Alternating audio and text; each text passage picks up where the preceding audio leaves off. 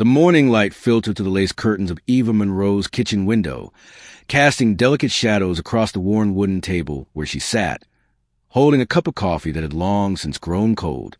At 68, Eva had weathered many storms, but nothing had prepared her for the silence that now filled every corner of her small North Carolina home.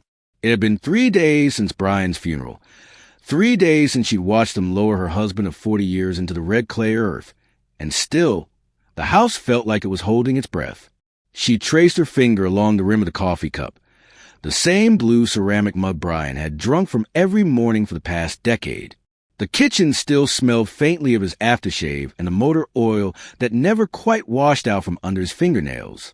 Brian Monroe had been a mechanic, a man who understood engines better than most people understood themselves, and Eva had loved him for his gentle hands and the way he could fix anything broken. Except, it seemed, whatever had been wrong with his heart that Tuesday morning when they found him collapsed in Thompson's auto repair. The doctors had called it sudden cardiac arrest. Natural causes, they said. At 70, with his history of high blood pressure and the stress of running his own small business, it wasn't entirely unexpected. Eva had nodded when they explained it to her, had signed the papers they put in front of her, had made all the necessary arrangements with the hollow efficiency of a woman moving through a dream. But something nagged at her, something she couldn't quite name, like a splinter buried too deep to dig out, but sharp enough to remind you it was there every time you move wrong. It was the way Mason and Liam had acted at the funeral. Her sons, 42 and 38 respectively, had stood beside her at the graveside with faces that seemed more concerned with checking their watches than saying goodbye to their father. Mason, her eldest, had driven down from Charlotte in his expensive suit and newer car, speaking in hushed tones about insurance policies and estate planning. Liam, who lived just 20 minutes away and had always been closer to home, kept bringing up the house, their family home, and how difficult it would be for Eva to maintain alone. "Mom, you should really consider your options," Mason had said, while people were still offering their condolences. His wife Lily stood beside him, her perfectly manicured nails tapping impatiently against her black designer handbag. "This place is going to be too much for you. The upkeep, the expenses. Dad wouldn't have wanted you struggling with all of this." Liam had nodded in agreement, his arm around his mother's shoulders, feeling more like a restraint than comfort. "We've been looking at some really nice assisted living communities, places where you'd have help, where you wouldn't have to worry about cooking and cleaning, and all the things Dad used to take care of."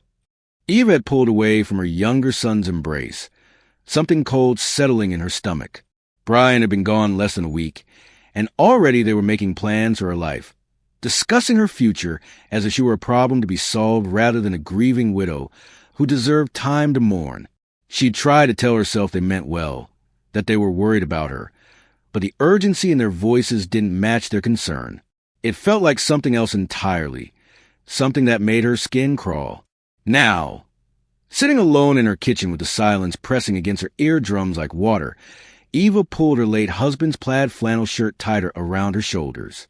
She'd taken it from his closet the night after the funeral, needing something that still carried a scent, still held the shape of his body.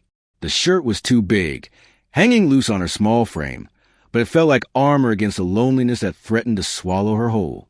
The kitchen clock ticked steadily above the sink, marking time that felt meaningless now. Eva had always been an early riser, but these past few mornings she found herself sitting in the same chair, watching the sun climb higher without any sense of purpose or direction. Brian had been her compass for 4 decades, and without him, she felt adrift in her own life. She was reaching for a coffee cup when her phone buzzed against the table, the sound sharp and unexpected in the quiet house. Eva glanced at the screen, expecting to see one of the neighbor women calling to check on her, or perhaps the funeral home calling about some paperwork she'd forgotten to sign. Instead, she saw a number she didn't recognize, a local area code, but not a contact in her phone. With slightly shaking fingers, Eva opened the text message.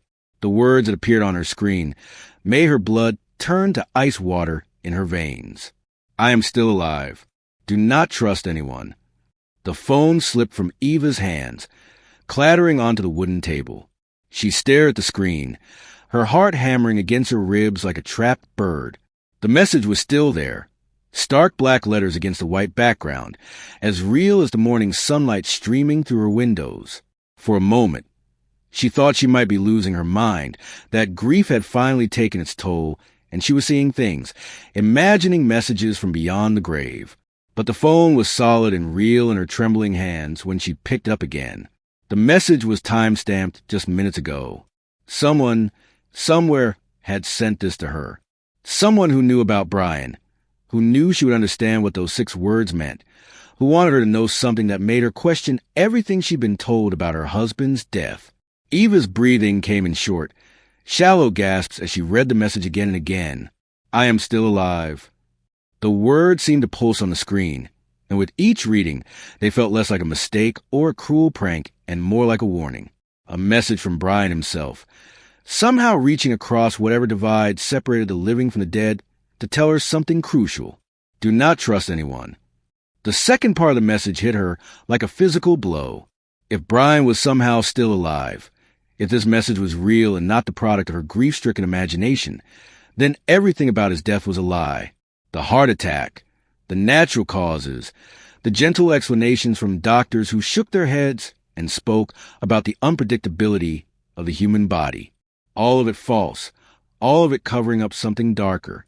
And if Brian didn't trust anyone, if he'd managed to send her this warning, then the people she should be most suspicious of were the ones closest to her.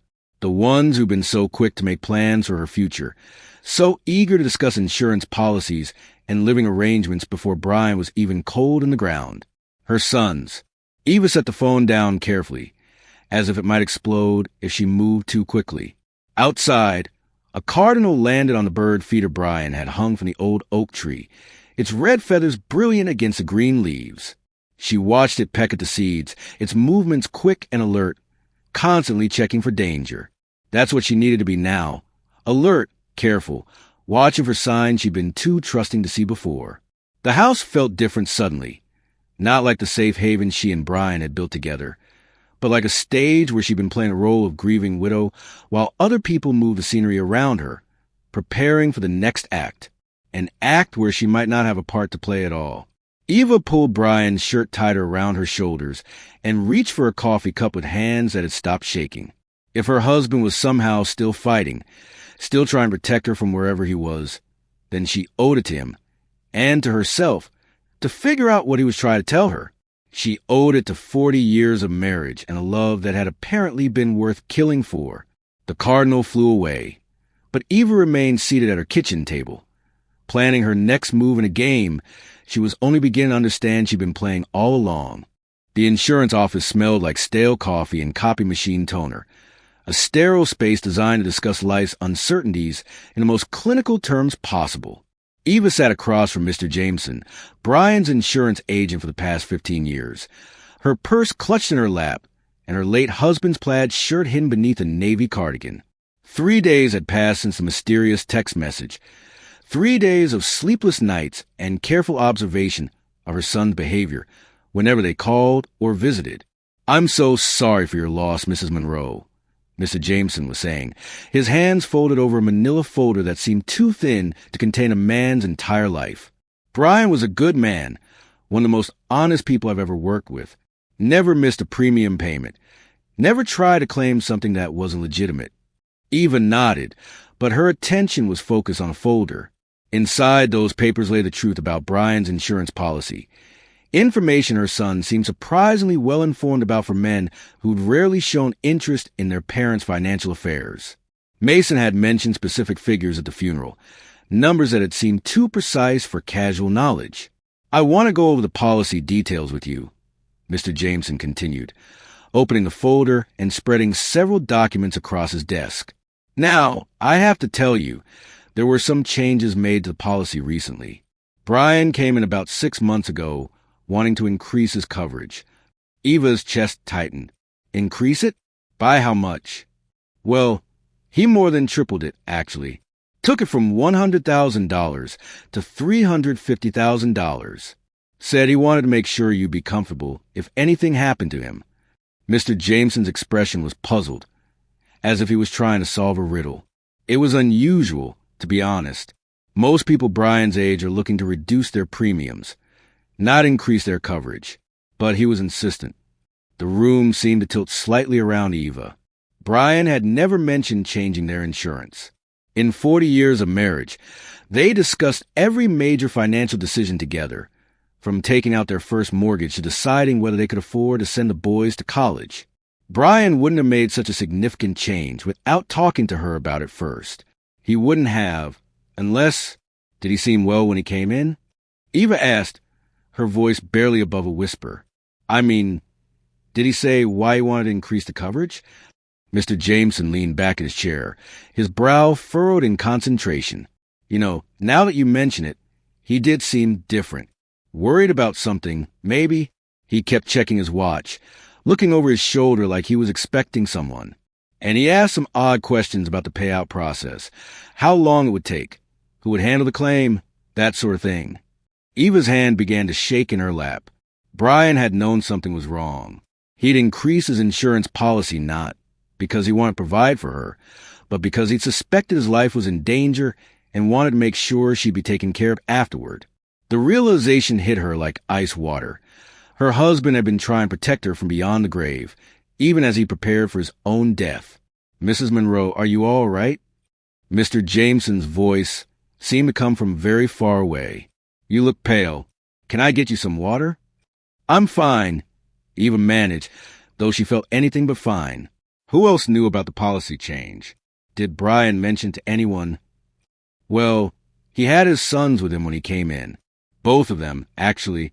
They said they were concerned about your financial security and had encouraged him to look into increasing his coverage. Mr. Jameson shuffled through the papers, finding what looked like a signature page. They even co-signed some of the documents, since they'll be handling the estate matters. The world went very quiet around Eva. Mason and Liam had been there.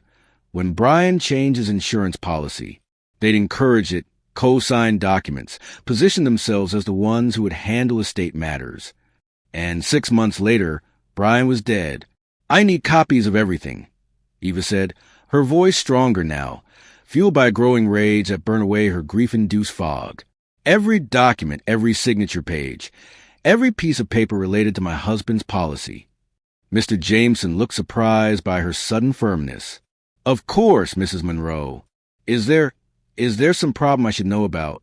Eva met his eyes across the desk, and for the first time since Brian's death, she felt like herself again. Not the bewildered widow everyone expected her to be. Not the helpless old woman her sons were treating her like. But Eva Monroe, a woman who'd raised 2 children, run a household, and built a life through 40 years of challenges and changes.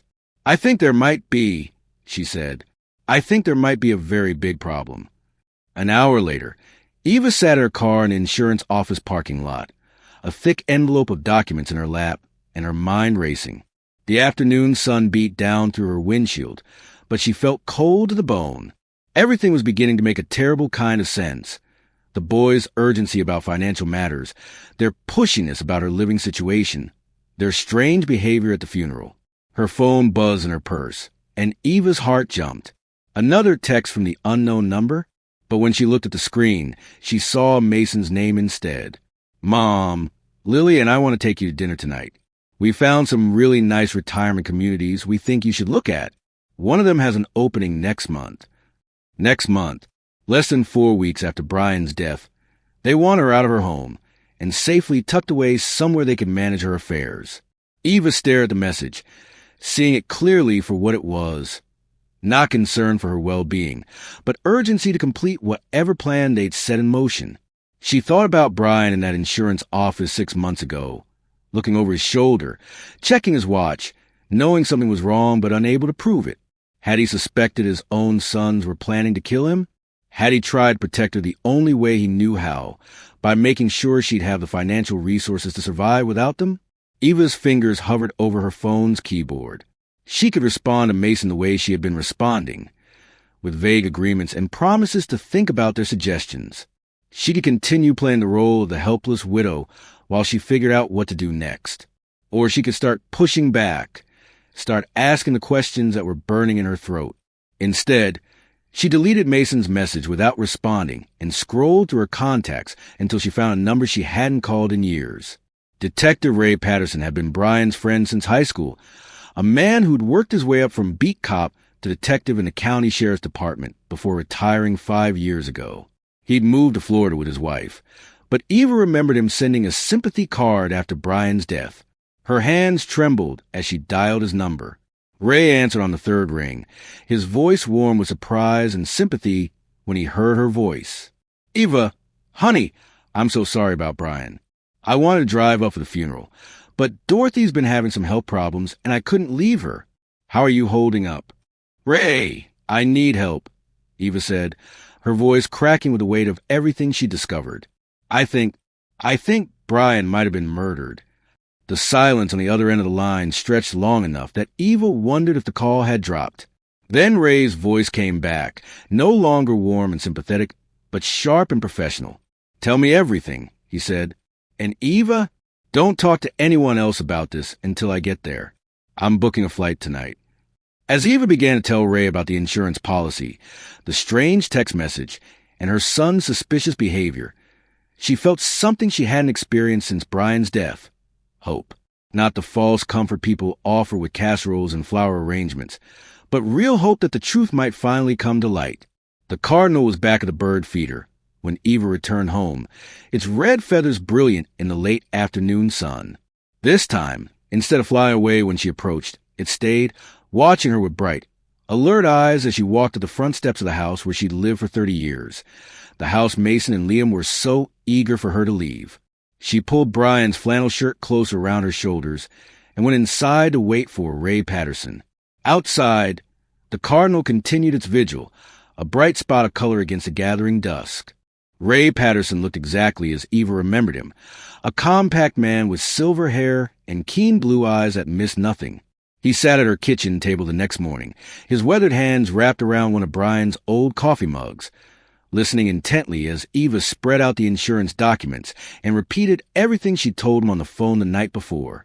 "The text message is what bothers me most," Ray said, examining Eva's phone with the careful attention of someone who'd spent 30 years investigating crimes.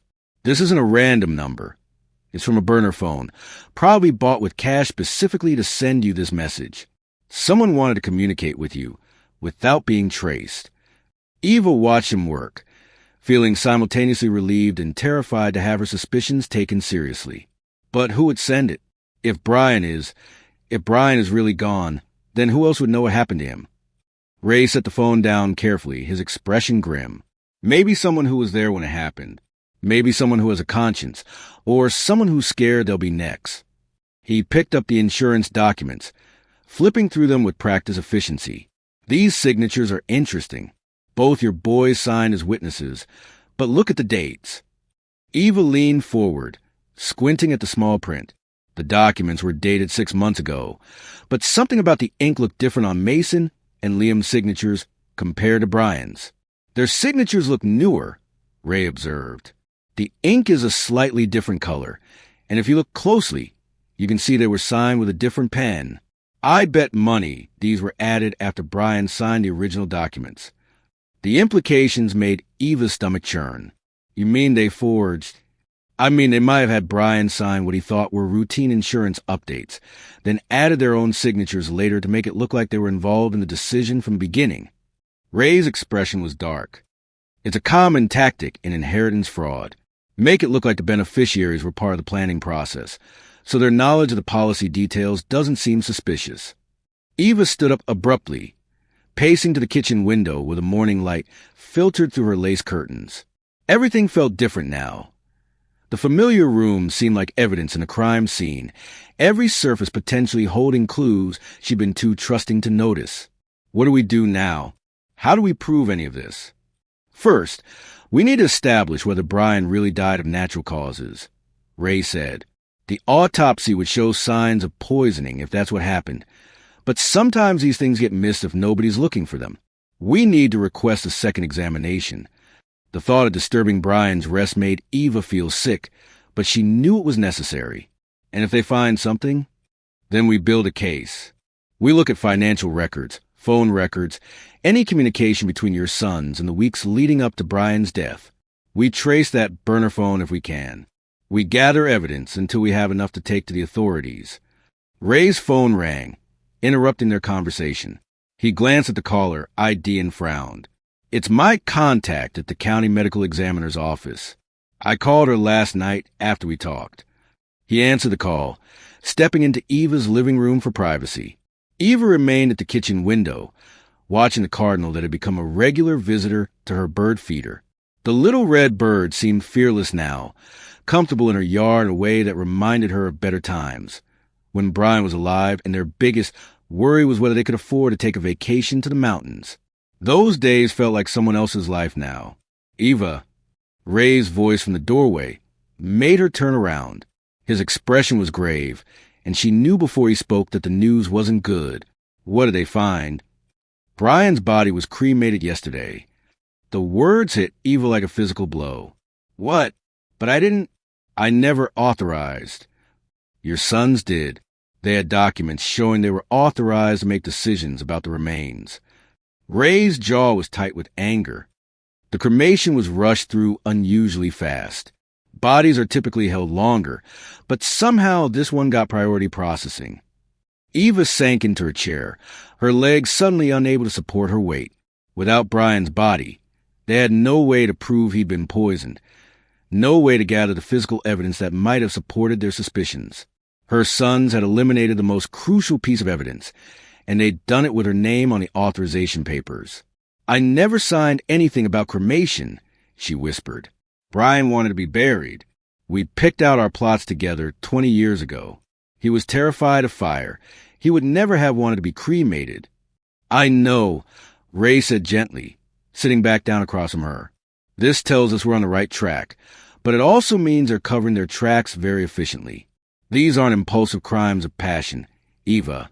This was planned, methodical, professional. The kitchen seemed to close in around them, the familiar space suddenly feeling like a trap. Eva thought about all the times Mason and Liam had visited in recent months, all the conversations about their parents getting older, about the burden of maintaining the house and property. Had they been planning this even then? Had they been calculating the value of their parents' lives against the convenience of inheritance? There's something else, Ray said, his voice carefully neutral.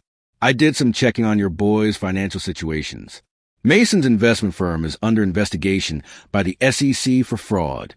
He's looking at potential federal charges and massive civil penalties.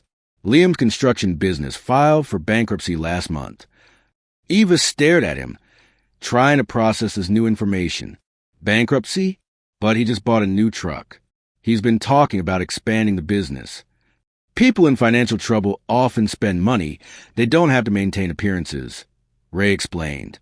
It's possible both your sons were facing financial ruin and saw Brian's life insurance as their only way out.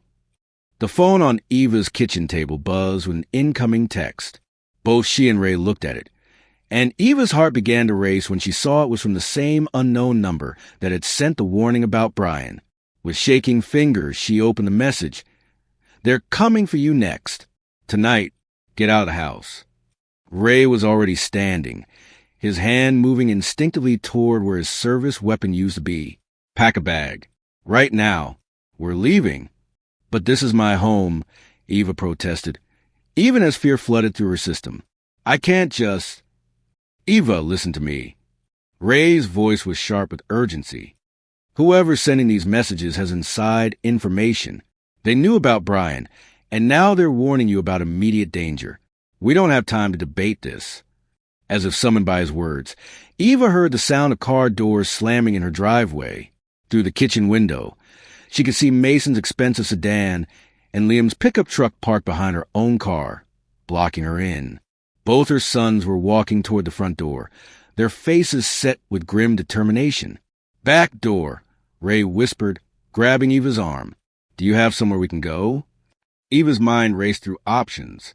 Her nearest neighbor was half a mile away, too far to reach on foot before Mason and Liam could catch them. But there was the old root cellar behind the house, built by the previous owners and camouflaged by overgrown bushes. Brian had shown it to her years ago, joking about how it would make a good hiding place during tornado season. This way, she whispered back, leading Ray through the kitchen toward the back door as the sound of her sons knocking echoed through the house. Mom? Mom, are you in there? Liam's voice carried a false note of concern that made Eva's skin crawl. We brought some papers for you to sign. Legal stuff that can't wait. Legal stuff that can't wait. Eva understood now that these would be the papers that gave them power of attorney over her affairs, probably coupled with some story about her declining mental health, making it necessary for them to take control. They had killed Brian for his insurance money, and now they were coming for her property, her savings, everything she and Brian had built together. Ray helped her out the back door as quietly as possible, and they moved across the yard in a crouch, hidden by the shadows of the old oak tree and the lilac bushes Brian had planted for her 30th birthday. Behind them, Eva could hear her son's voices getting more insistent, their knocking becoming more like pounding. The root cellar was exactly where Eva remembered it, hidden beneath a tangle of wild grapevines and honeysuckle. Ray pulled the wooden door open carefully, wincing at the slight creak of old hinges. Inside, the space was musty and dark, but it was shelter, and it would buy them time to figure out their next move. As they huddled in the darkness, Eva could hear her sons moving around the outside of the house, calling her name with voices that grew less concerned and more angry with each passing minute. Soon, they'd figure out she wasn't there, and then they'd start looking more seriously. Ray was already on his phone, calling someone in a low whisper. "I need backup," he was saying. 2 suspects, possibly armed, in pursuit of a potential witness. "We need units at this location now." Eva closed her eyes and tried to slow her breathing. Somewhere above them, her sons, the babies she'd nursed and raised, the children she'd read bedtime stories to and worried over through every childhood illness, were hunting her like predators. The realization was almost too much to bear. But then she felt the soft fabric of Brian's flannel shirt against her skin, and she remembered the text messages. Someone was still fighting for her, still trying to protect her. Whether it was Brian's spirit reaching out from beyond or a flesh-and-blood ally she didn't yet know about, she wasn't facing this alone.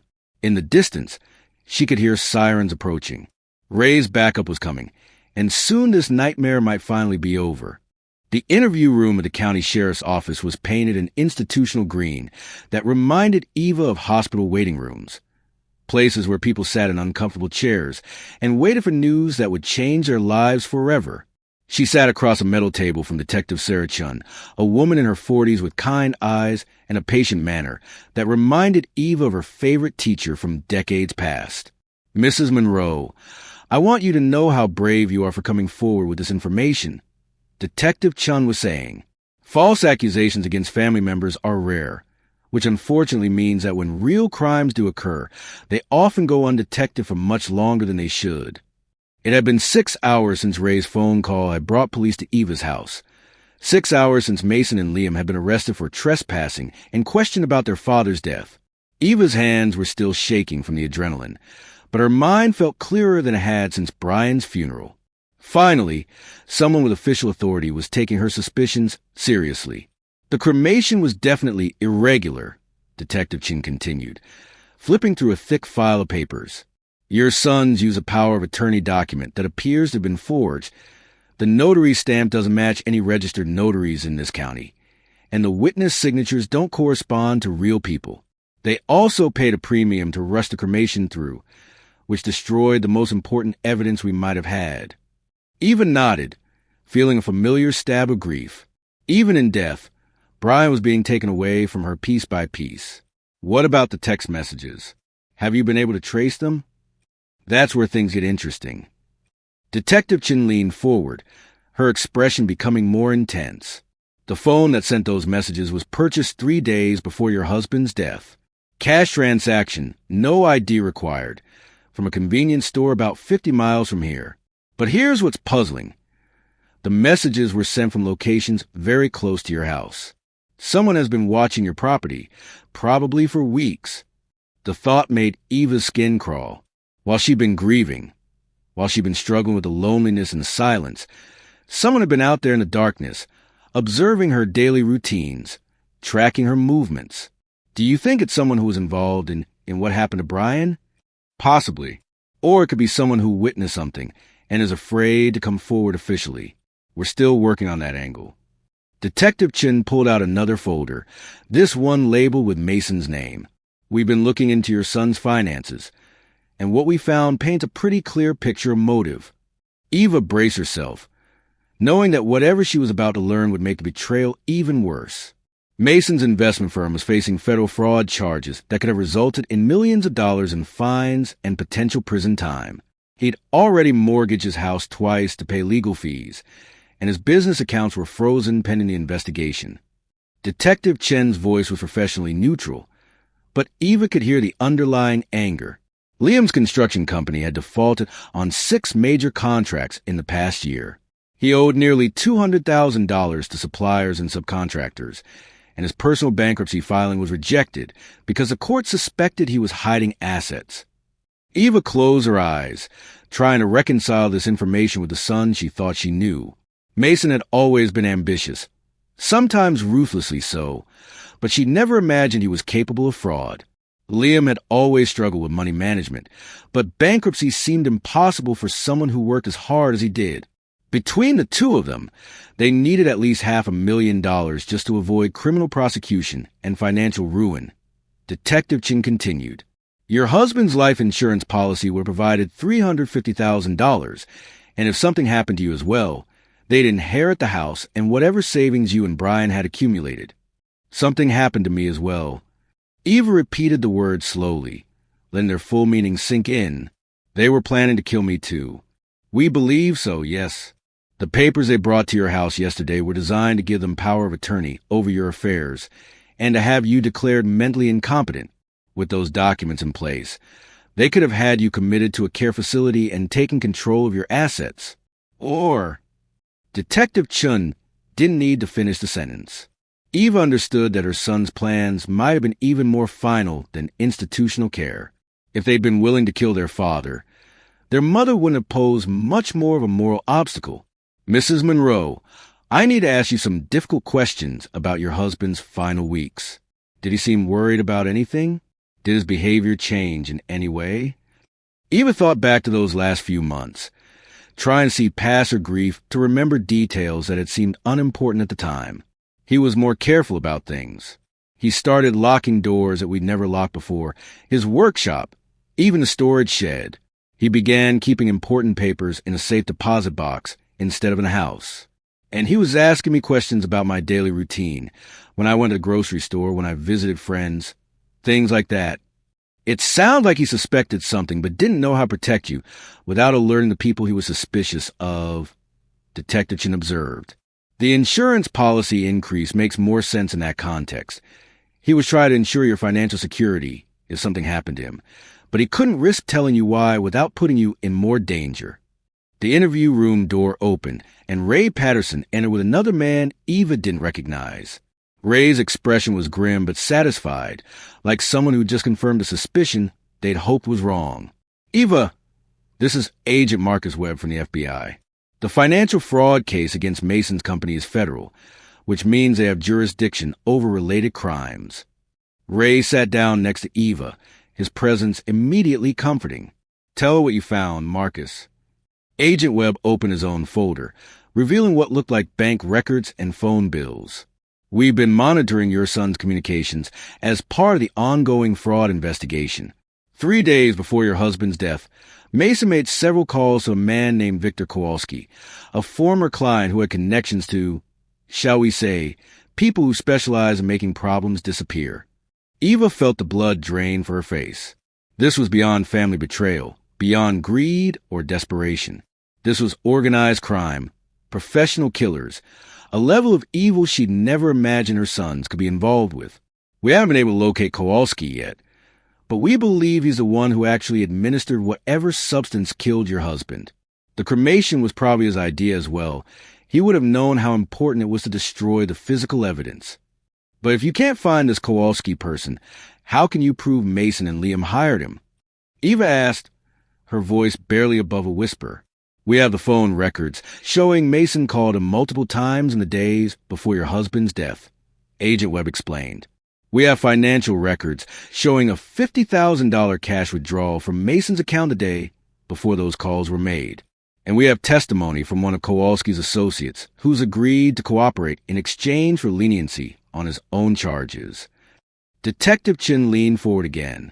Mrs. Monroe, the person who's been sending you those text messages. We think it might be this associate. Someone who was present when the crime was planned, but who's developed second thoughts about targeting you as well. Eva's mind was reeling. In the span of a few hours, her understanding of her family, her life, her safety had been completely overturned. Her sons weren't just desperate men who made a terrible mistake. They were criminals who'd hired professional killers to murder their own father and who'd been planning to kill her as well. "What happens now?" she asked, surprised by how steady her voice sounded. "Now we finished building the case," Agent Webb said. "Mason and Liam are being held without bail on suspicion of conspiracy to commit murder. The forensic accountants are tracing every financial transaction, and we're working with other agencies to locate Kowalski and his associates. With any luck, we'll have enough evidence to ensure your sons never have the opportunity to hurt anyone else." Ray reached over and squeezed Eva's hand gently. "You're safe now, Eva, and Brian's death won't go unpunished. I promise you that." As they prepared to leave the sheriff's office, Eva caught a glimpse of herself in the reflection of the interview room window. She looked older than her 68 years, worn down by grief and shock and the terrible knowledge of what her children had become. But there was something else in her reflection, something she hadn't seen since before Brian's death. Strength. The strength of a woman who'd survived the worst betrayal imaginable and was still standing. 2 weeks later, Eva sat in Ray Patterson's rental car outside the Mecklenburg County Courthouse in Charlotte, watching her eldest son being led up the courthouse steps in handcuffs. Mason wore an orange jumpsuit that made his skin look sallow and his hair, usually perfectly styled for his business meetings, hung limp and unwashed around his face. Even from a distance, Eva could see how much weight he'd lost since his arrest, how his expensive suit had been replaced by the uniform of the accused. "You don't have to go in there," Ray said gently, his weather hands gripping the steering wheel. "You've given your statement. The prosecution has everything they need from you. No one would blame you if you chose not to watch this." Eva adjusted Brian's flannel shirt beneath her black cardigan and shook her head. "I need to see this through. Brian deserves to have someone there who loved him, someone who'll make sure the truth comes out." She paused, watching as reporters gathered around the courthouse steps like vultures. "Besides, I think I need to hear Mason tell the truth for once in his life, even if it's only because he has no other choice." The courthouse was packed with journalists, law enforcement officials, and curious onlookers drawn by the sensational nature of the case. Eva had tried to prepare herself for the media attention, but nothing could have readied her for the camera flashes that went off as she walked through the lobby or the shouted questions that followed her down the hallway. "Mrs. Monroe, how does it feel to know your own sons killed your husband? Do you plan to forgive them? Are you afraid they'll come after you when they get out of prison?" Ray guided her through the crowd with the practiced efficiency of someone who'd spent 30 years dealing with crime scenes and courtrooms. They found seats in the gallery behind the prosecution table, close enough to see everything but far enough back to avoid being part of the spectacle. Eva's phone buzzed in her purse. Another text from the unknown number that had been her lifeline through this nightmare. Over the past 2 weeks, the mysterious messenger had sent her updates about the investigation, warnings about reporters who might try to ambush her, and simple messages of support that had kept her going through the darkest moments. The FBI had been unable to trace the phone, but they confirmed that whoever was sending the messages had inside knowledge of the case. This time, the message was short. "Justice today. Brian would be proud of you." Eva smiled despite the circumstances.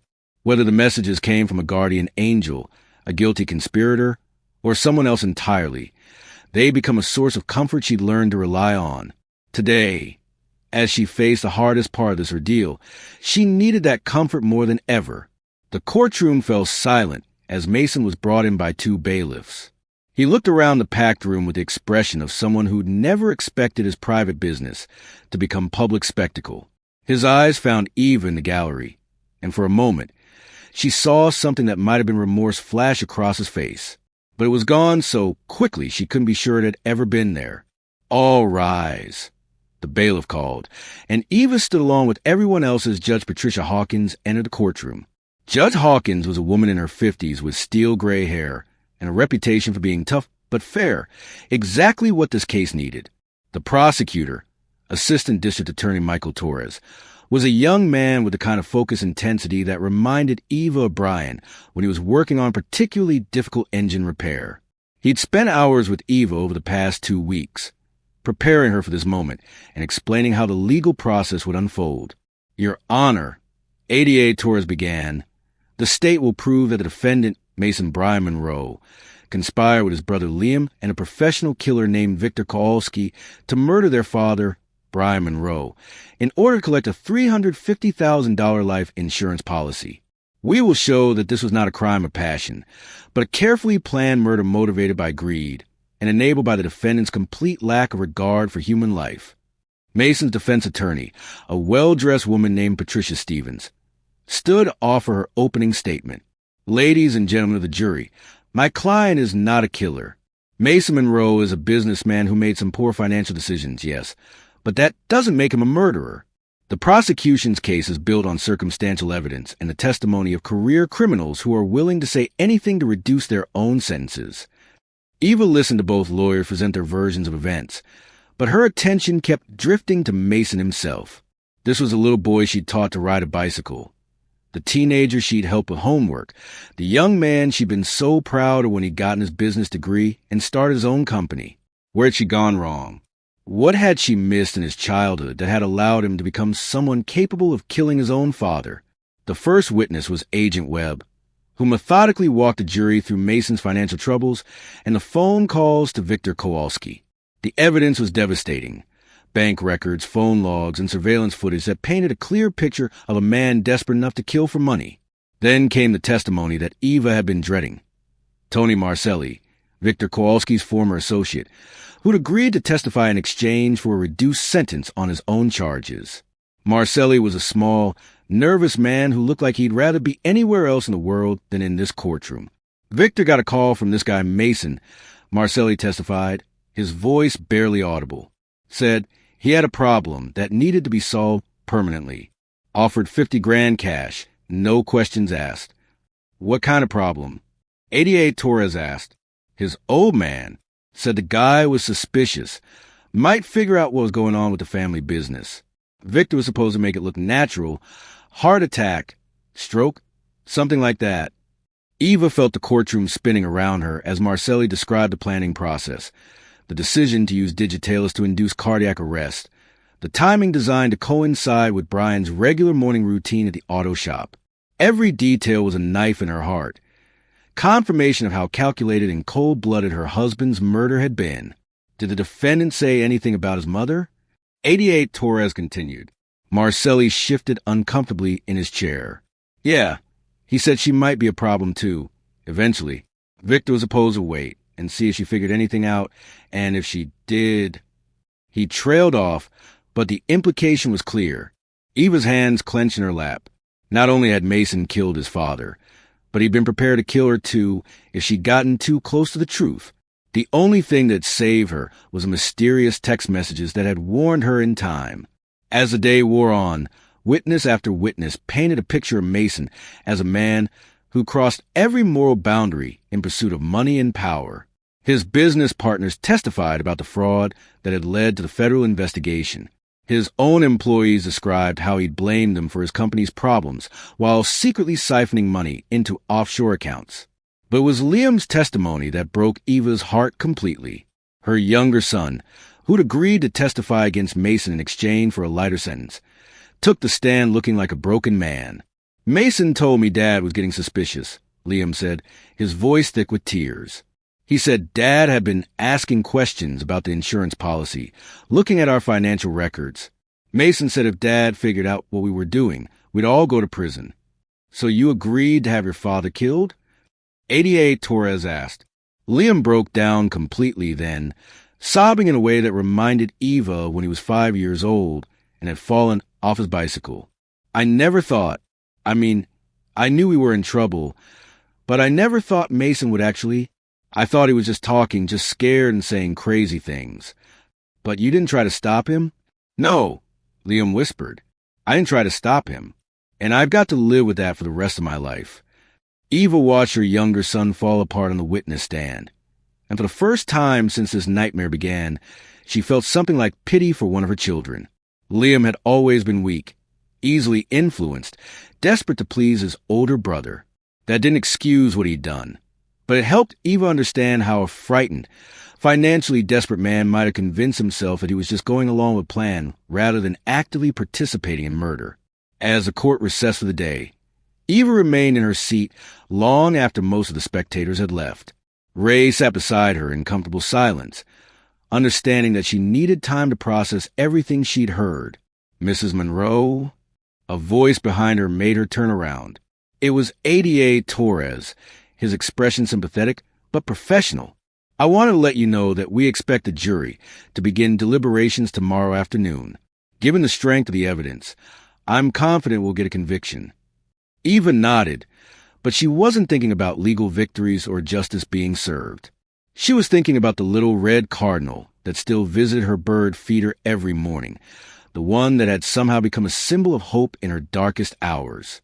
Tomorrow, when the jury announced their verdict, she would finally know whether Brian's death would be avenged or whether his killers would find some way to escape the consequences of their actions. Either way, she would face it with the same quiet courage that had carried her through 40 years of marriage, 2 decades of raising children, and the worst betrayal any mother could imagine. She would face it wearing Brian's flannel shirt and carrying his memory in her heart, no matter what tomorrow brought. The jury was out for less than 4 hours. Eva had been prepared for days of deliberation, possibly even a hung jury given the complexity of the evidence and the emotional weight of a son accused of killing his father.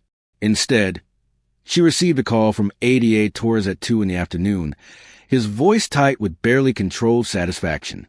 Mrs. Monroe, they've reached a verdict. Can you be here by 3? Eva hung up the phone and looked around her kitchen, the same room where this nightmare had begun with a text message from an unknown number. In the weeks since the trial, she'd been living in a strange kind of limbo, neither fully grieving nor fully healing, waiting for some kind of closure that might never come. Now, that closure was an hour away. The courthouse was even more packed for the verdict than it had been during the trial. Eva made her way through a familiar crowd of reporters and spectators, Ray's steady hand on her elbow, guiding her to their usual seats. The gallery buzzed with anticipation, but Eva felt oddly calm, as if she'd already accepted whatever outcome awaited them. Mason was brought in looking even thinner than before, his orange jumpsuit hanging loose on his diminished frame. When his eyes found Eva's this time, there was no flash of remorse or recognition, just a blank stare of someone who'd retreated so far inside himself that the outside world had become irrelevant. Has the jury reached a verdict? Judge Hawkins asked. The jury foreman, a middle-aged man who reminded Eva of Brian with his calloused hands and honest face, stood up. We have, Your Honor, on the charge of conspiracy to commit murder in the first degree, how do you find?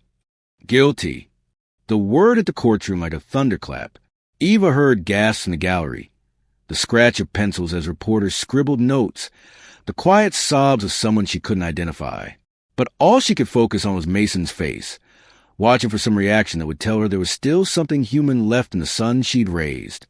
There was nothing. Mason stared straight ahead as if he hadn't heard the verdict, as if the word guilty had no more meaning to him than any other sound. On the charge of conspiracy to commit insurance fraud, how do you find? Guilty. On the charge of conspiracy to commit elder abuse, how do you find? Guilty. Each verdict fell like a hammer blow, but Eva felt no satisfaction, no sense of justice being served. Instead, she felt only a profound sadness for the family that had been destroyed, for the love that had been twisted into something unrecognizable, for the future that would never exist now. Judge Hawkins scheduled sentencing for the following week, and as Mason was led away by the bailiffs, Eva remained seated while the courtroom emptied around her. 88 Torres stopped by their row to shake her hand and offers congratulations, but the words fell hollow. This wasn't a victory. It was simply the end of one chapter in a story that would never really be finished. Eva, Ray's voice brought her back to the present. There's someone who wants to meet you. Eva looked up to see a woman in her 30s standing in the aisle beside their row. She had short, dark hair and nervous eyes, and something about her seemed familiar, though Eva was certain they'd never met. Mrs. Monroe, my name is Angela Kowalski, the woman said, her voice barely above a whisper. Victor was... Victor was my brother.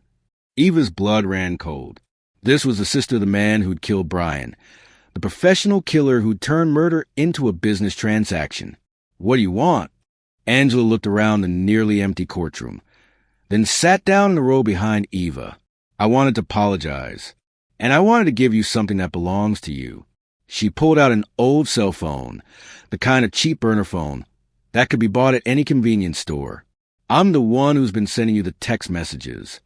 Eva stared at the phone, then at the woman holding it. You? But why? Because Victor told me what he'd done. He told me about your husband and about the plans to kill you too. I couldn't just let that happen. Angela's hands were shaking as she held the phone. I know it doesn't make up for what my brother did. I know nothing can bring your husband back. But I couldn't live with myself if I'd stayed silent and let them hurt you too. The pieces fell into place in Eva's mind. Angela Kowalski had been the inside source, the guardian angel who'd warned her about the danger and guided her to safety. Where is your brother now? Dead, Angela said simply. He was killed 3 days after your husband died. Mason's people didn't want to leave any loose ends. Eva felt a chill run down her spine. Mason had been even more ruthless than she'd imagined, willing to kill not just his father, but also the man he'd hired to do it. How many other people might have died to protect his secret? I have something else for you, Angela continued, pulling a manila envelope from her purse. Victor kept records of all his jobs. He was paranoid about his clients betraying him, so he documented everything. This file contains everything related to your husband's murder. Eva took the envelope with trembling hands. Inside were photographs, transcripts of recorded phone calls, and detailed notes written in a spidery handwriting she assumed belonged to the dead Victor Kowalski.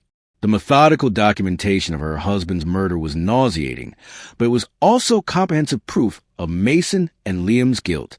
Why are you giving this to me now? The trial is over. Angela met her eyes for the first time. Because Liam's trial is next month, and his lawyers are claiming he was coerced by Mason. This file proves that's not true. It shows he was an active participant in planning the murder from the beginning. Eva looked through the documents, seeing her younger son's name mentioned repeatedly in Victor's notes. Meeting locations, payment schedules, discussions about timing and methods.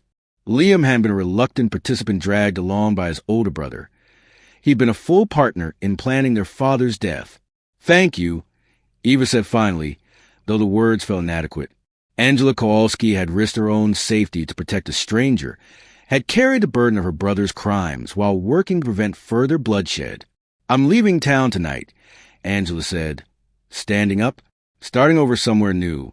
But I wanted you to know that someone was looking out for you, that you weren't as alone as you thought. As Angela walked away, Eva remained seated in the empty courtroom, holding the envelope that contained the final pieces of the puzzle. Outside, she could hear the distant sound of traffic, the normal rhythm of a city going about its business, while her world had been forever changed. Ray sat quietly beside her, understanding that she needed time to process everything. The trial was over, the guilty verdict had been delivered, and justice had been served in the legal sense. But the emotional aftermath would last much longer than any prison sentence. Her phone buzzed one final time. Angela's last message was simple. You're stronger than you know. Brian would be proud. Eva smiled through her tears, finally understanding that the mysterious messages hadn't just been warnings. They'd been reminders of her own strength, encouragement to keep fighting when everything seemed hopeless. Now that strength would to carry her through whatever came next, through Liam's trial and Mason's sentencing and the long process of rebuilding a life without the family she thought she knew. But first, she was going home. Home to her kitchen with its lace curtains and worn wooden table.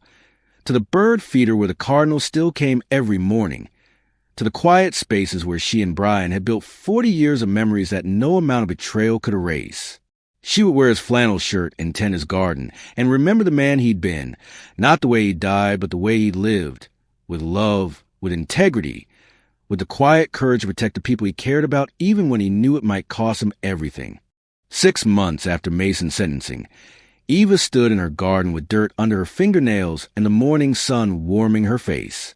The tomatoes Brian had planted in his final spring were heavy on the vine now, red and perfect and somehow miraculous in their persistence. Life continuing despite death, beauty growing from soil that had been watered with tears. She'd testified at Liam's trial 3 months earlier, watching her younger son receive 15 years for his role in Brian's murder. The sentence was lighter than Mason's life without parole, but Eva had felt no satisfaction in either punishment. There was no sentence long enough to undo the damage they'd caused, no prison term that could restore the family that had been destroyed by greed and betrayal. The media attention had finally died down, the reporters moving on to other tragedies, other families torn apart by unthinkable crimes. Eva's story had become a cautionary tale discussed in legal circles and criminology textbooks, a case study in how financial desperation could corrupt even the most fundamental family bonds. But for Eva, it wasn't a case study or a cautionary tale. It was simply her life, the hand she'd been dealt, the card she had to play with whatever grace she could manage. She was harvesting the last of the summer squash when she heard a car door slam in her driveway. Visitors were rare these days. Most of her old friends didn't know how to talk to her anymore, unsure whether to treat her as a victim to be pitied or a survivor to be admired.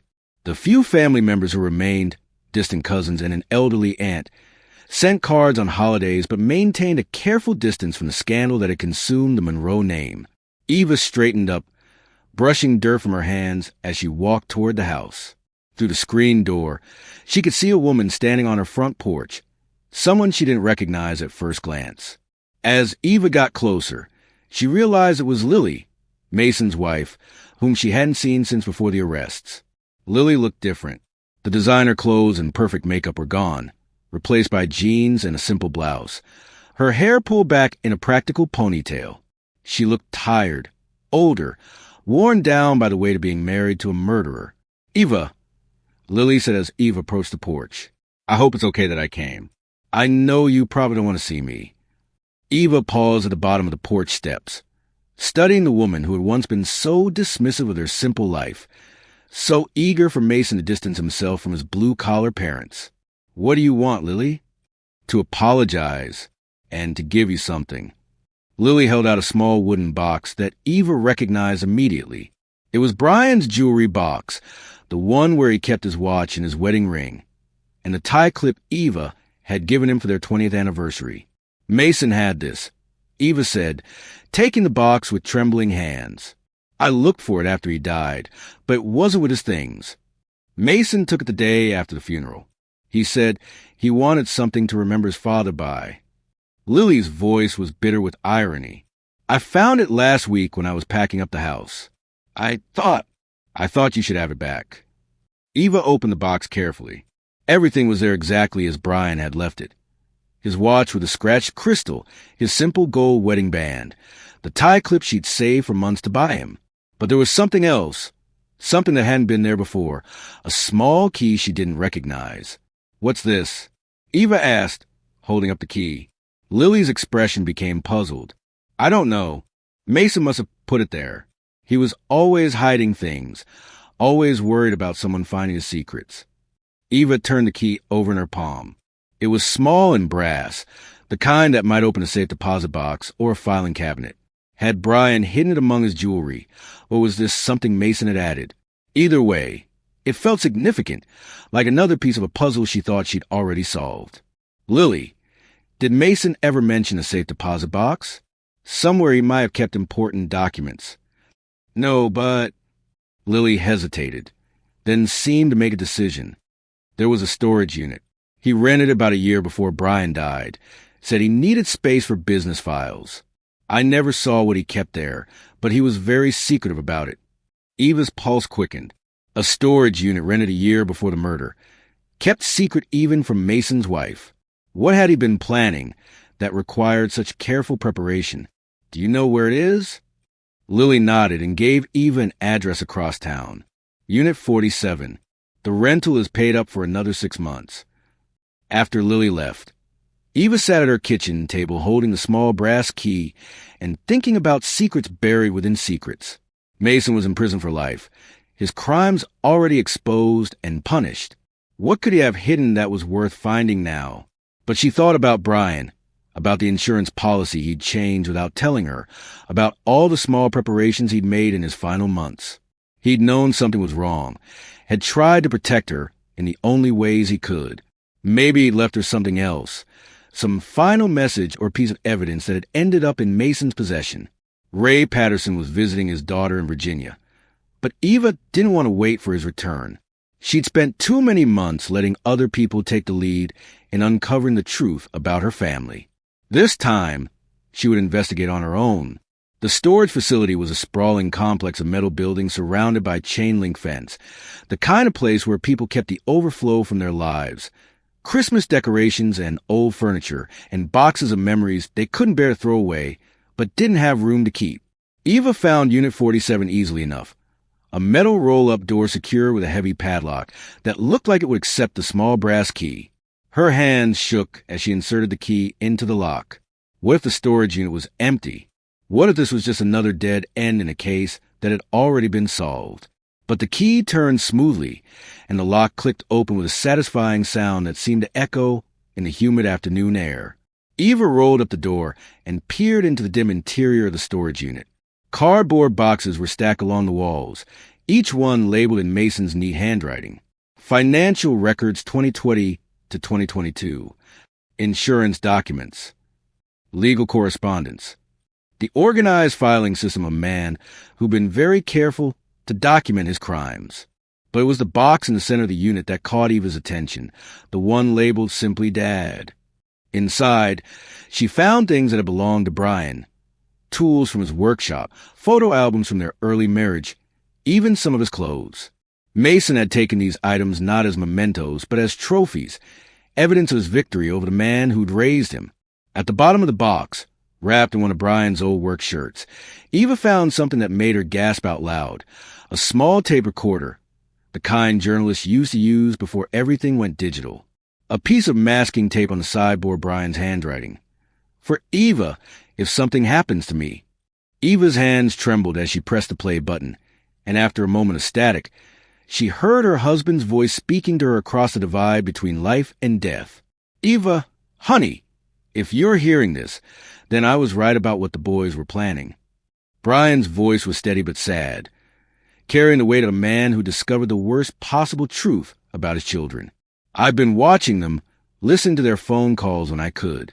They think I'm too old and stupid to understand what they're talking about, but I know they're in trouble. Big trouble. Eva closed her eyes, tears streaming down her face as she listened to Brian explain how he'd overheard Mason and Liam discussing their financial problems, how he'd begun to suspect they were planning to kill him for the insurance money. I changed the policy like they wanted, but I made some changes of my own too. The boys don't know this, but I've been documenting everything. Every conversation I've overheard, every suspicious thing they've done. It's all here in this storage unit, Eva. Everything you need to prove what they did if something happens to me. The recording continued for another 20 minutes, Brian's voice growing more emotional as he described his heartbreak at realizing his sons had become strangers to him, dangerous strangers who saw him as nothing more than an obstacle to their inheritance. I love you, Eva, Brian concluded, his voice thick with tears. I've loved you for 40 years, and not even death is going to change that. These boys may take my life, but they'll never take away what we built together. You're stronger than you know, sweetheart, strong enough to survive this and build something beautiful from whatever's left. Eva sat in the storage unit for a long time after the recording ended, surrounded by the evidence of Mason's careful planning and Brian's desperate attempts to protect her.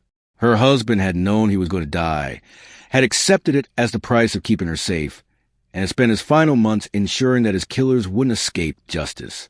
The sun was setting by the time Eva locked up the storage unit and drove home to her empty house. But it didn't feel empty anymore. It felt full of Brian's presence, full of the love that had sustained them through 40 years of marriage and would sustain her through whatever years remained to her. That night, she fell asleep wearing Brian's flannel shirt and holding the tape recorder to her chest, comforted by the knowledge that love really was stronger than death, that some bonds couldn't be broken by betrayal or time or even murder. In the morning, she would call Detective Chun and turn over the evidence Brian had left for her. But tonight, She would simply rest in the peace of knowing that she hadn't been alone in this fight, that Brian had been with her every step of the way. 1 year later, Eva stood at the podium in the Mecklenburg County Community Center, looking out at an audience of 50 women who had gathered for the monthly meeting of the Survivor Circle, a support group she'd started for people who'd experienced betrayal by family members. The women ranged in age from their 20s to their 80s, united by the common experience of discovering that the people they trusted most in the world had been willing to hurt them for money, power, or simple cruelty. When I first got that text message, Eva was saying, her voice steady and clear, I thought I was losing my mind. The idea that my husband might still be alive, that someone was warning me about danger I couldn't see, it seemed impossible. But sometimes the impossible things are the ones we most need to believe in. In the front row, Margaretchen nodded encouragingly. Margaret was 73, a retired teacher whose adult children had systematically emptied her bank account while convincing her she was developing dementia. Beside her sat Rosa Martinez, whose husband had tried to kill her for her Social Security benefits, and Jennifer Walsh, whose son had stolen her identity to run up massive credit card debts in her name. Each woman had a story that would have seemed unbelievable if you hadn't lived through something similar yourself. But here, in this circle of folding chairs in a community center that smelled like coffee and industrial carpet cleaner, their stories were not only believed but understood with a depth that came only from shared experience. The hardest part isn't the financial loss or even the physical danger, Eva continued. It's the way betrayal by family makes you question everything you thought you knew about love, about trust, about your own judgment. You start wondering if you were a bad parent, a foolish spouse, someone who deserved what happened to them. A murmur of recognition rippled through the audience. This was the secret shame they all carried, the conviction that somehow they must have been partially responsible for their own victimization. But I want to tell you something I learned from my husband. Even though he wasn't there to say it directly, love doesn't make us foolish. Trust doesn't make us weak. The capacity to believe the best about people, even when they don't deserve it, isn't a character flaw. It's what makes us human. Eva paused, thinking about Brian's voice on a recording she played for herself hundreds of times over the past year. His words had become a kind of prayer for her, a reminder of who she was when the weight of what had happened threatened to crush her spirit. My sons killed their father for insurance money, she said, the words coming easier now than they had 6 months ago. They were prepared to kill me too if I got in their way. For a long time, I blamed myself for raising children who could become monsters. But then I realized something. I didn't raise monsters. I raised children who became monsters by their own choices. That's not the same thing. After the meeting, Eva stayed to help stack chairs and clean up the coffee cups. This had become her routine. The third Thursday of every month, she told her story and listened to other women tell theirs, creating a space where pain could be acknowledged without judgment and strength could be shared like communion bread. Eva, Margaretchen approached her as she was wiping down tables. I wanted to thank you again for starting this group. I don't know what I would have done without it. Eva smiled at the older woman, remembering how broken Margaret had seemed at their first meeting, convinced that she'd somehow deserved to be robbed by her own children. Now Margaret was planning to testify before the state legislature about elder abuse prevention, channeling her pain into advocacy that might protect other families from similar devastation.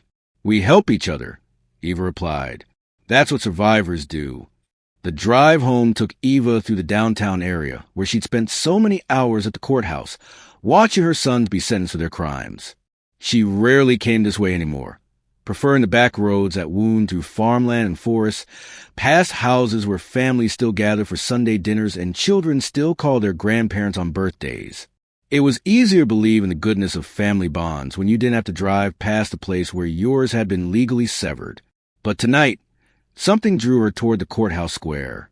Maybe it was the golden light of early evening, or the way the old oak trees cast long shadows across the lawn where she'd sat with Ray Patterson during those first terrible weeks. Maybe it was simply the need to acknowledge how far she'd traveled from the broken woman who'd first climbed those courthouse steps, clutching evidence of her children's betrayal and wondering if she'd survive the shame of it. Eva parked across from the courthouse and sat in her car, watching people walk their dogs and jog along the sidewalks, living normal lives where the worst thing that might happen was a traffic ticket or a parking meter that ate their quarters. She envied them their innocence, but she didn't resent it. There had been a time when she'd lived that kind of life too, when her biggest worries were whether Brian was eating enough vegetables and whether the boys would remember to call on Mother's Day. Her phone buzzed with a text message. For just a moment, her heart jumped the way it used to when she still received messages from a mysterious number that had saved her life. But Angela Kowalski had kept her promise to disappear, and Eva hadn't heard from her in months. This message was from Rosa Martinez, one of the Survivors Circle members. "Thank you for tonight. I told my sister about the group. She wants to come next month." Eva smiled as she typed back her response. The group was growing, women finding them through word of mouth, through social services, through a network of connections that formed when people who'd survived the unthinkable reached out to help others do the same. It wasn't the family Eva had planned to build, but it was a family nonetheless. Chosen rather than blood, bound by shared experience rather than genetics. As she prepared to drive home, Eva caught sight of something that made her breath catch in her throat. Across the street, near the courthouse steps, a man was sitting on one of the benches. Even from a distance, even after all these months in prison, she recognized the slouched shoulders and nervous mannerisms of her younger son. Liam had been released on parole 3 months early for good behavior. Eva had received notification from the Victim Services Coordinator, along with assurances that he was required to stay at least 500 yards away from her property and to have no direct contact with her. But here he was, less than 100 feet away, either unaware of her presence or deliberately testing the boundaries of his release conditions. Eva sat in her car, gripping the steering wheel and trying to decide what to do. She could call the police, report that Liam was violating the terms of his parole by being so close to her. She could drive away and pretend she hadn't seen him, or she could do something that 6 months ago would have seemed impossible. She could choose to engage with him on her own terms. After several minutes, Eva made her decision. She got out of her car and walked across the street, not toward Liam directly, but toward a bench about 50 feet away from where he sat, close enough for him to see her, far enough to maintain the legal distance required by his parole. Liam looked up as she approached, his face a map of shock and shame, and something that might have been hope. He'd lost weight in prison. His hair had gone prematurely gray, and his eyes held the hollow look of someone who'd seen too much of human nature's darker side. But he was still recognizably her son, still the little boy she'd taught to tie his shoes and ride a bicycle. They sat in silence for several minutes, 2 people sharing the same public space without violating the court order that kept them apart. Eva could feel Liam's eyes on her, could sense the words he wanted to say, but couldn't find the courage to speak. Finally, she decided to break the silence herself. "The tomatoes came in beautiful this year," she said, her voice carrying easily across the distance between them. "Your father's garden is thriving." Liam's shoulders began to shake with silent tears. "Mom, I'm not your mom anymore," Eva said gently but firmly. "I'm Eva Monroe, and I'm a survivor of a crime you committed. We can't pretend otherwise." "I know," Liam whispered. "I know I have no right to expect forgiveness. I know what we did was unforgivable." Eva studied his face, looking for signs of manipulation or self-pity, the kinds of behaviors that had characterized Mason even after his arrest. But what she saw in Liam looked like genuine remorse, the kind of deep regret that came from truly understanding the magnitude of what had been lost. "Your brother never showed an ounce of real regret," Eva said. "Even at sentencing, even when they let him away in handcuffs. He acted like he was the victim of circumstances beyond his control." "Mason always believed his own lies," Liam replied. "But I can't. I know exactly what I did, and I know why I did it. I was scared and stupid and selfish, and I let those things turn me into someone who could stand by while his father was murdered." The word murdered hung in the air between them, stark and uncompromising. This wasn't discussion about mistakes or poor judgment or family conflicts that had gotten out of hand. This was acknowledgement of the brutal reality of what had happened to Brian Monroe. "What do you want from me, Liam?" Eva asked. "What are you hoping to accomplish by sitting here where you know I might see you?" Liam was quiet for a long time, staring at his hands folded in his lap. When he finally spoke, his voice was so soft Eva had to strain to hear him. "I wanted to tell you about the last conversation I had with Dad. The real last conversation. Not the last time I pretended everything was normal. Eva's chest tightened. Part of her didn't want to know, didn't want to hear any more details about Brian's final days. But another part of her, the part that still missed her husband with an ache that never entirely went away, needed to know everything about his last moments. 3 days before he died, Dad called me. He said he knew what Mason and I were planning, and he wanted me to know that he still loved me. He said he understood I was scared about the money problems, but that there had to be another way. Liam's voice broke on the last words. He offered to mortgage the house, to sell everything they owned, to give Mason and me whatever money they had saved. He was willing to sacrifice everything to save us, even though he knew we were planning to kill him. Eva closed her eyes, picturing Brian making that phone call, still trying to be a father even to children who become his executioners. It was so like him to offer love in response to betrayal, to believe until the very end that his sons could be saved from themselves. What did you say to him? I told him it was too late. I told him Mason had already set things in motion, and there was nothing I could do to stop it. Liam wiped tears from his cheeks. But that was a lie. I could have stopped it. I could have called the police, or warned Dad, or just refused to go along with the plan. I chose not to because I was afraid of going to prison for the fraud charges. So you let your father go to prison instead, Eva said. The permanent kind. Yes, Liam said simply. I traded his life for my freedom, and then I lost both anyway. Eva sat with this information, adding it to her mental collection of details about Brian's final days. Her husband had known he was going to die, had tried one last time to save his children from themselves, and had been rejected even in his final act of parental love. The knowledge was devastating, but it was also somehow comforting to know that Brian had died as he lived, trying to protect his family, even the members of his family who betrayed him. I think about him every day, Liam continued. I think about what he must have felt when he realized the coffee tasted wrong, when he started to feel his heart racing. I think about whether he knew it was us, whether his last thought was about how completely we'd failed him. Eva had wondered about those same things during her darkest moments, had imagined Brian's final minutes until the thoughts became too painful to bear. But hearing them spoken aloud by one of the people responsible for his death gave them a different weight, a quality of confession that was both brutal and necessary. The coffee, she repeated. You put the digitalis in his morning coffee. Liam nodded miserably. Mason said it would be quick, that he wouldn't suffer. But that was another lie, wasn't it? There's no way to murder someone you love without making them suffer. They sat in silence as the sun continued to set, casting longer shadows across the courthouse lawn. Eva felt emotionally exhausted by this conversation, but she also felt something like closure beginning to form in her chest. For months, she had all the facts about Brian's murder, but none of the emotional truth behind it. Now, finally, she was hearing from someone who'd been there, someone who could fill in the gaps between the legal evidence and the human reality. I need you to know something, Eva said finally. I forgive you. Liam looked up sharply, his expression confused and hopeful and terrified all at once. I don't forgive what you did, Eva clarified. I'll never forgive the murder of my husband. But I forgive you. The child I raised, the little boy who used to help me bake cookies and read bedtime stories to his dollhouse teddy bears. That person deserved better than what his life became. Liam broke down completely then, sobbing with the kind of raw grief that comes from finally being seen as human by someone you wronged beyond measure. Eva watched him cry and felt her own tears falling, mourning not just for Brian, but for the family they'd all been before fear and greed had poisoned everything they'd built together.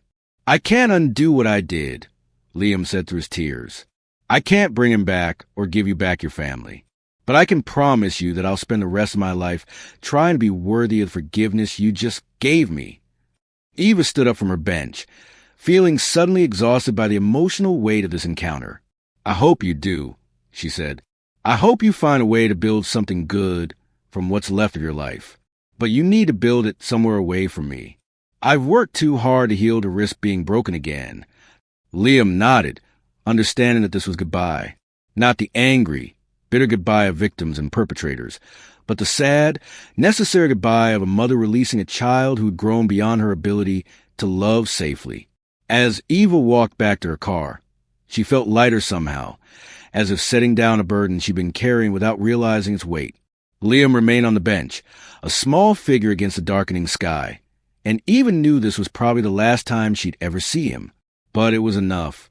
It was the ending their relationship had needed, honest and painful, and ultimately healing. The drive home took her past the community center, where she'd spent the evening with the survivors' circle, past the insurance office where she'd first learned about Brian's increased policy, past all the landmarks of her journey from victim to survivor. Her house was dark when she arrived, but it didn't feel empty anymore. It felt peaceful, full of the presence of a man who'd loved her for 40 years and the new family she'd chosen to build from the wreckage of the old one. That night, Eva fell asleep without wearing Brian's flannel shirt for the first time in over a year. She didn't need the comfort of his physical presence anymore. She carried his love inside her now, a part of who she was rather than something she clung to for survival.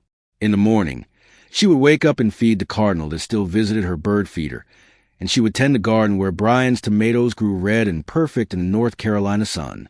She would continue building her life, day by day, choice by choice, until the woman she become bore only the faintest resemblance to the broken widow, who'd received a text message from an unknown number and learned that sometimes the most impossible things are the ones that save us.